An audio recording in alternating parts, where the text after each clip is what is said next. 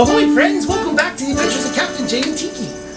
I know we've done it quite often, but we're back again with our friends here at Zoo Creatures, and today we're talking about mammals.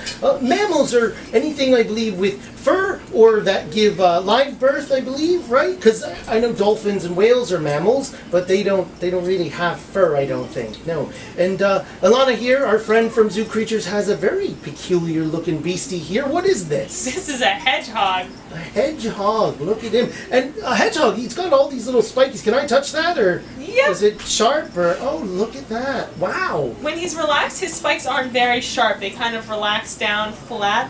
But if he gets stressed, he puffs up like that, and they become very, very spiky. Wow, he's making little noises here, squeaking.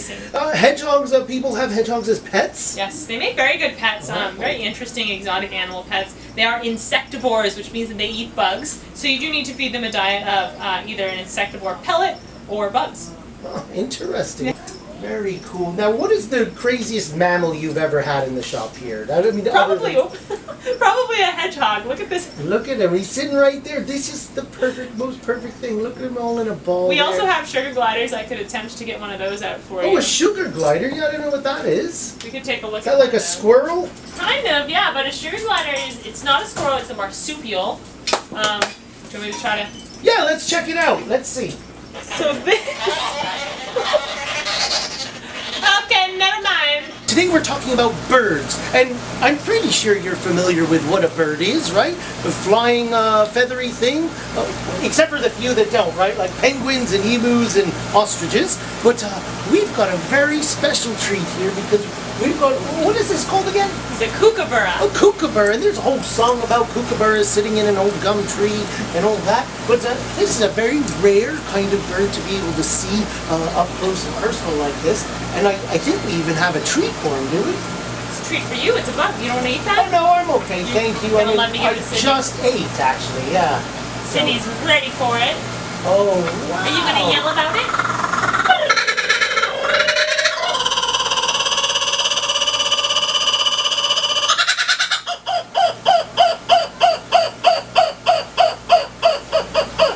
He is so excited, my goodness. Now, where does Sydney come from? Australia. An Australian bird. They live out in the outback, I imagine? Yes, this is actually an Australian version of a kingfisher, basically. Wow, and eats bugs like this out in the wild, I'd imagine? Wow. Yes, it does. Yep, he eats just about anything he can grab out in the wild. Very cool. He sounds like he's laughing there. He is beautiful. Now, do you have other birds here at Zoo Creatures as well? We have a few. We don't offer them as pets, but we have some more you can look at. And outside, we have tons of chickens roaming around. Oh, chickens. Yeah, we know all about those. We have chickens on board the ship. They lay us our eggs for our morning breakfast. They're very fun little pets. Well, I think I could probably stand here watching a kookaburra all day long. And he's just holding that bug right in his mouth, huh? Yeah. And today we're talking about fish. As you can see right here behind us, we've got some really big fish. What kind of fish are these? These are Arowana. They are very cool. They look like they eat other fish, I'd imagine. They certainly do. All right. And they like to eat stuff that hits the surface of the water. That's why their faces are so oriented upward like that. Because they're always looking for something to splash the surface. Bugs or small birds or just really lizards, anything like small that? Mammals. Very interesting. Now, if I don't have a lake-sized fish tank at home, of course, I could always maybe opt for something a little more colorful, a little smaller, right? Yes, yeah. Our little friend the betta fish here. These guys thrive in smaller environments. We always recommend at least 1 gallon of space for them. This would be a temporary home for one, but betta fish can live in a stagnant environment, meaning that they don't need water like a filter constantly rushing through their tank in order to put oxygen in the water. Very cool. Bettas breathe oxygen at the surface, and they have lungs almost like we do. And they're very colorful. Now, I believe some people call them Chinese fighting fish, right? Fighting fish, Is that because they don't like other fish or each other, or how does that work? The boys will fight one another. You can keep betta fish with other smaller fish that don't have long fins, but you need to be careful putting them with anything that has pretty long fins. Girl betta fish can live together, and you can keep them with other fish, and they tend to do better. Very cool. Now, this is a freshwater fish, right? Yes. And now you have fish here that also live in fresh or saltwater fish. What is that called?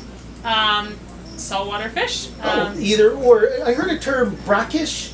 Brackish is half and half. That's right down the middle. So a brackish waterfish would live somewhere like a tributary where a river meets the ocean and the water's a bit mixed right there. Wow. And then, of course, you have saltwater fish here, which are beautiful. I believe little Nemo and Dory, they are saltwater fish, Yes, right? they are, yes. Excellent. Clownfish.